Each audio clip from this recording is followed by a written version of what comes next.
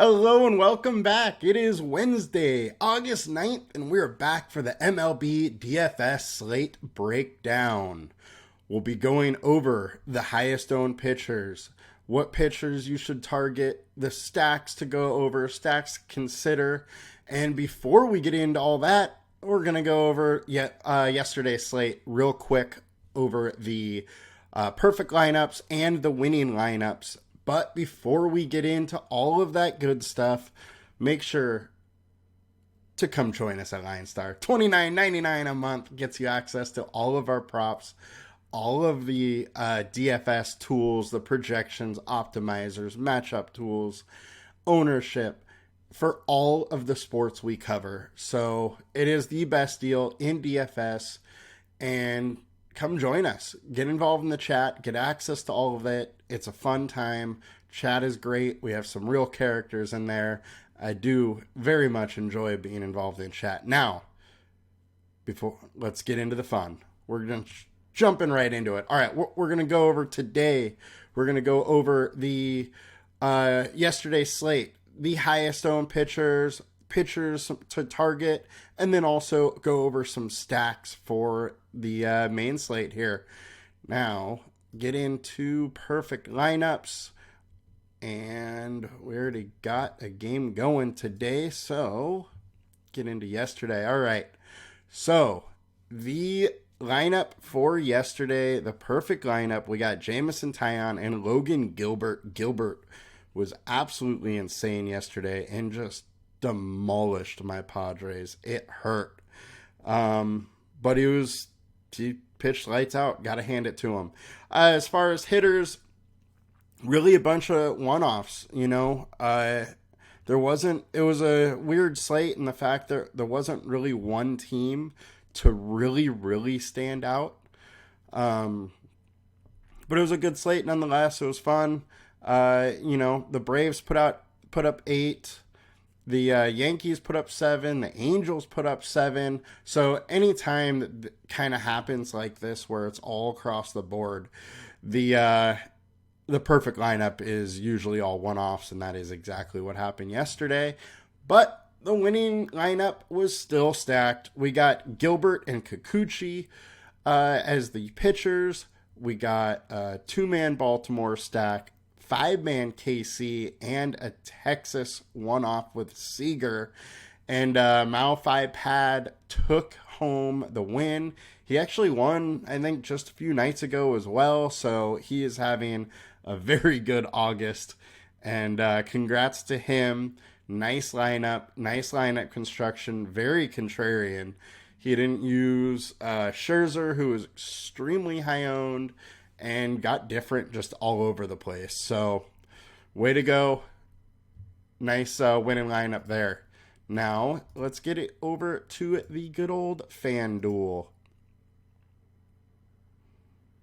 All right, so we got Logan Gilbert as the pitcher. As no surprise, we got a 2-man Royal stack and then all one-offs. And the winning stack, or the winning lineup on FanDuel by Epi12588 was Gilbert. We had a 4-man Pittsburgh stack, which we absolutely talked about yesterday. Similar, hitting conditions, or same hitting conditions as Atlanta. Atlanta was higher owned.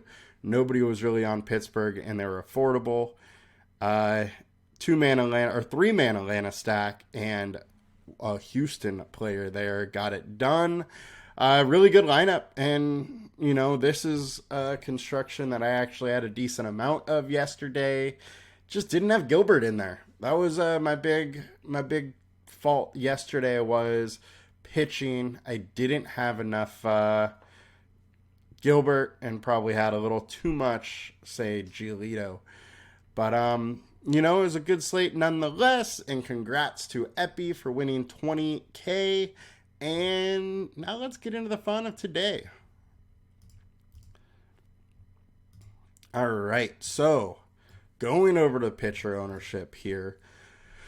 Highest owned, my boy, Darvish. 8,800, 40% owned. I still think Darvish is a little too cheap here. at LineStar. We like him a little bit. 18-point projection is fine. 2x value, it's okay. The thing here is that Seattle just strikes out a lot. 26% K rate versus righties.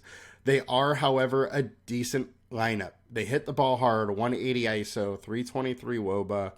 Darvish has been looking decent lately. Still, his FIP is a little higher than I would like at almost 9K salary, but he's in a decent spot. It is a pitcher-friendly park. He has been good versus Seattle in the past. 46 plate attempts, 163 with a 41% K rate is pretty good. And this combined K rate of 26.5 is real nice. So, as you can see, he faced them once last year and just absolutely crushed them. Faced them in 2021 and had a good game as well. One thing I will say with this BVP data, it isn't necessarily just against the Mariners. This is the expected lineup versus Darvish. So that is why, sometimes the plate attempts numbers are looking weird for certain players, and that is why. So you gotta like his chances in this matchup today. He is high owned though, so I 100%. There's many reasons to fade him. One is that he is inconsistent. As you can see, gave up 7 versus Pittsburgh, got beat up a little bit versus the Dodgers without much K upside. His StatCast data is, okay. So there are reasons to fade him. You can stay with him. You can play him. Either way, there's a clear case to be made. All right, next we got Kevin Gausman, 10.8K, 2.2 value. So LineStar definitely likes him a bit. And, how can you not? The guy's just been insanely good all year long. Cleveland striking out 21% versus righties. We do have a poor umpire, though, as far as the K rates go. So that is one thing to consider. We got winds blowing out. A lot of winds blowing out on today's slate. Combined K rate, 26%. Gausman is great when he's on. He is absolutely one of the best pitchers in the game. Struggled a little bit lately, but I think you still got to like him. Like 33% K rate.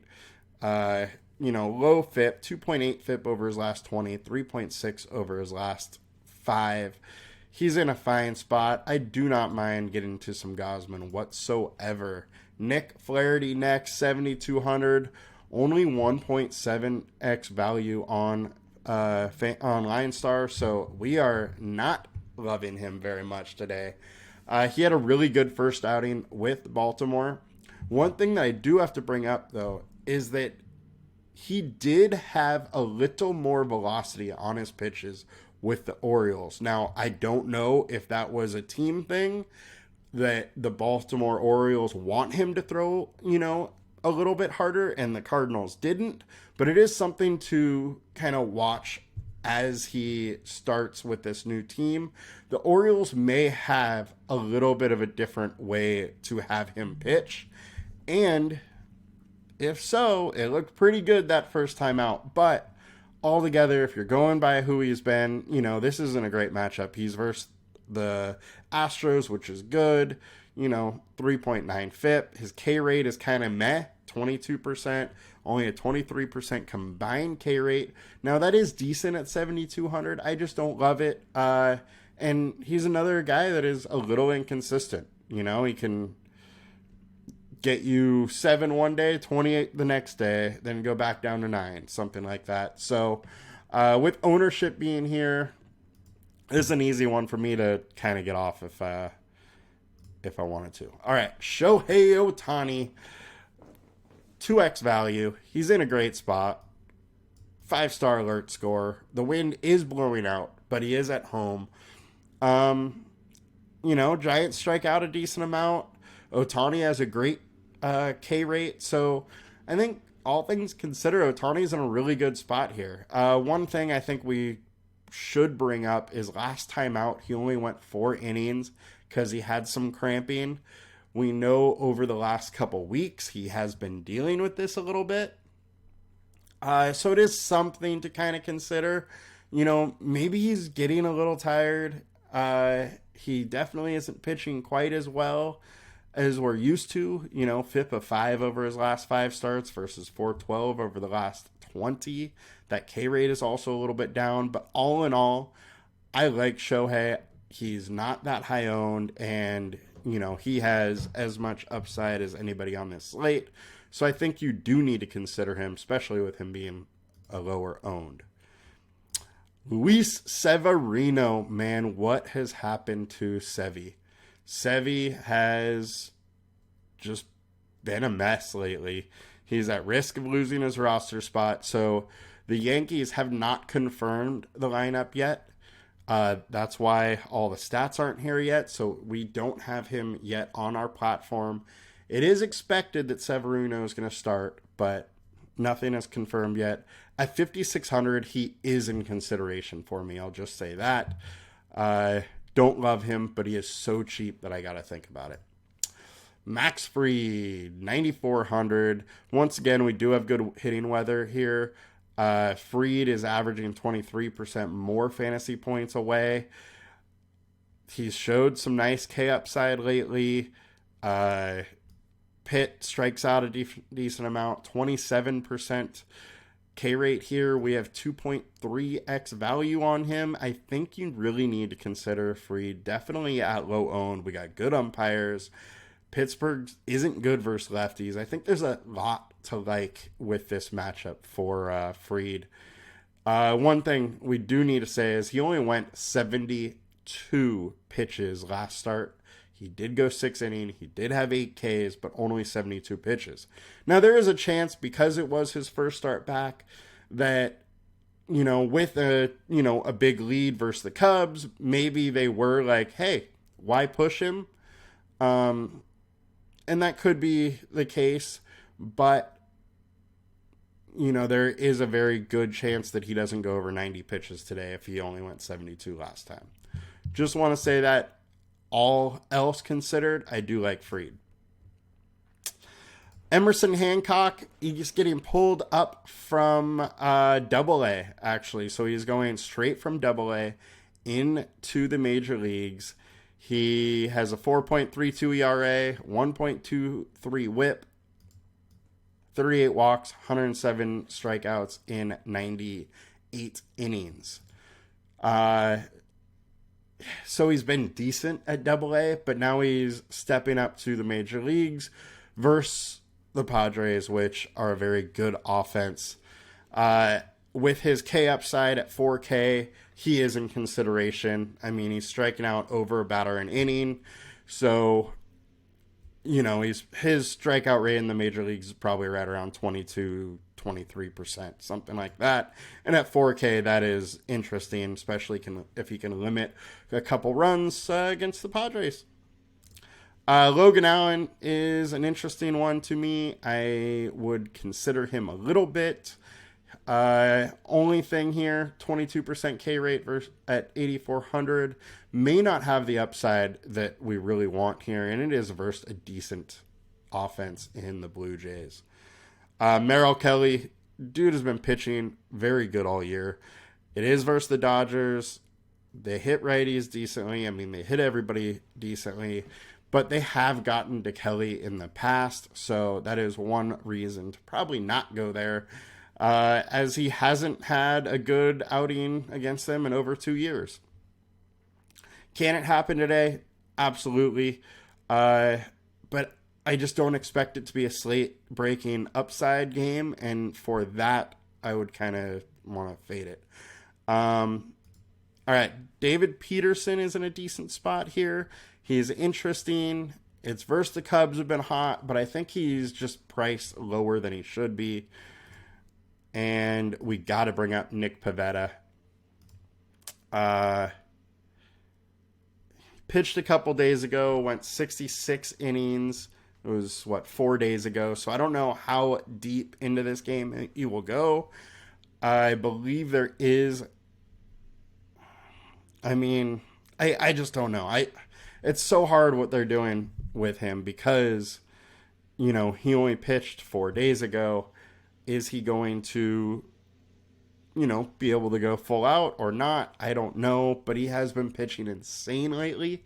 So definitely watch news, see if he has any pitch count before you put him into his lineup. But with how good he has been lately, I think you got to consider him. All right, outside of that, we're done there. Let's get over to FanDuel quickly and go over the pitchers over here. Shohei, 34%, Darvish, 31%, Gausman, 20%, Sevy at 5%, and Flaherty, 2%. I like Shohei, I like Darvish, I like Gausman, I like all of them. I think David Peterson is too cheap, and so he is in consideration. Pivetta is in consideration. Fried is in consideration. However, I do think Fried is a little too pricey on FanDuel, and if he does have a potential pitch limit, I will be totally off of him. That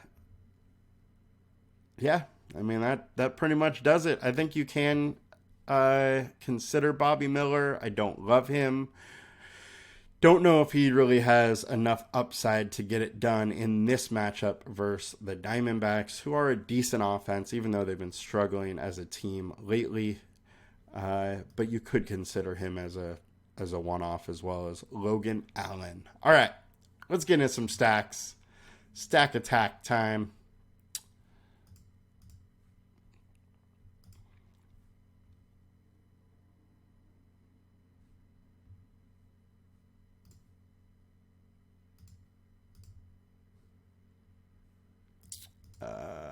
Hello? Stack attack time.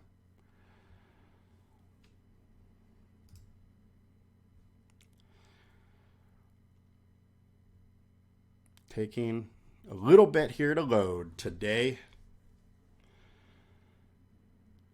All right, there we go.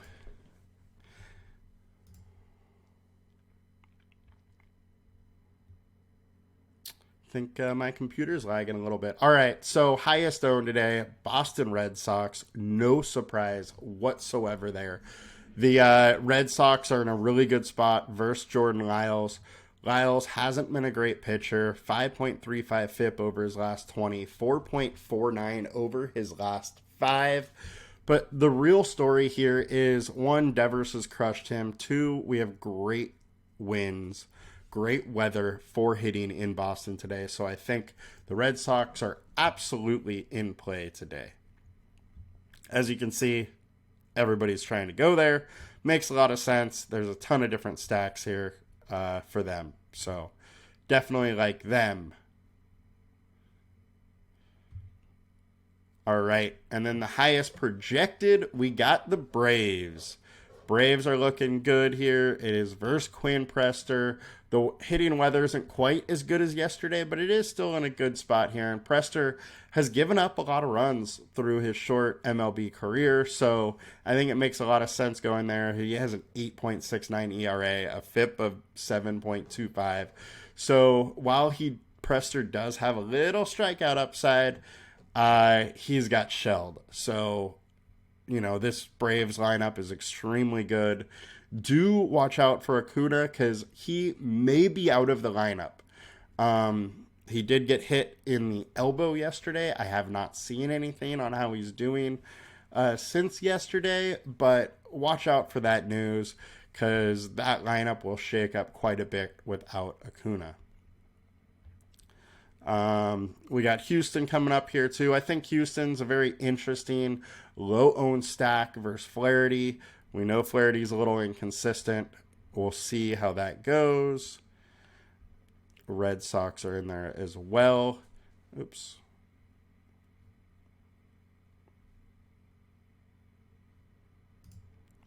And value-wise, sorry guys, my computer seems to be lagging a little bit today. All right, so value-wise, we got Royals stepping in versus Pivetta. Look, Pivetta as a starter has always been very inconsistent. He has been insane lately, but that very well could change, and he could fall back into who we know he is or has been for his whole career. So if you want to go super low owned stack in with really good hitting weather, KC is a little bit interesting. Yankees are in a really good spot versus Clevenger. Clevenger just isn't that great of a pitcher anymore. So I like that one. Winds are blowing out there as well. Baltimore, I think Baltimore is very interesting today. Christian Javier has been a total mess, letting a lot of guys on base, giving up some power. I think Baltimore stack is interesting. It is also, I think, the warmest game on the slate, like 87 degrees or something like that at start, with winds blowing out slightly. All right, now let's check out the ceiling options here. Ceiling, we got the Cubs versus Peterson. Really good hitting weather once again in New York. Winds are blowing out. It is warm. Cubs are interesting. Mets are interesting. Obviously, the Braves are interesting. We talked about that a little bit. So today, for the stack tool, we're really focusing on a couple teams. Normally we get a decent amount of mix of different teams showing up, and today it's really been centered on Cubs, Braves, Houston, some of the higher owned and higher game total spots for today. So ownership may be a little clumped together today. It looks like Boston, Atlanta, Baltimore is probably the one that's going the most under-owned right now and are very interesting. Dodgers are going to be a little low-owned. They've done well versus Kelly in the past, so having some Dodgers is a little interesting. Cubs, definitely interesting. White Sox, they're probably going to be a little interesting versus Severino, if it is Severino, just because he hasn't been great lately. Mets, good hitting weather. Hendricks is good about limiting runs, doesn't get shelled all that often, but we do have some really good hitting weather, so Mets are definitely in play. I think that'll kind of do it for us today. A lot of good ways to go. Good luck. I will be back. I don't know if I'm going to be back tomorrow. I think there's only 3 games, but I will check. If there is 4 or more, I will usually do the show anyways. So you guys have a good night. Hopefully I'll see you tomorrow. If not, I'll be back on Friday. Adios. Make sure to come and join us at LineStar. See you guys. Bye.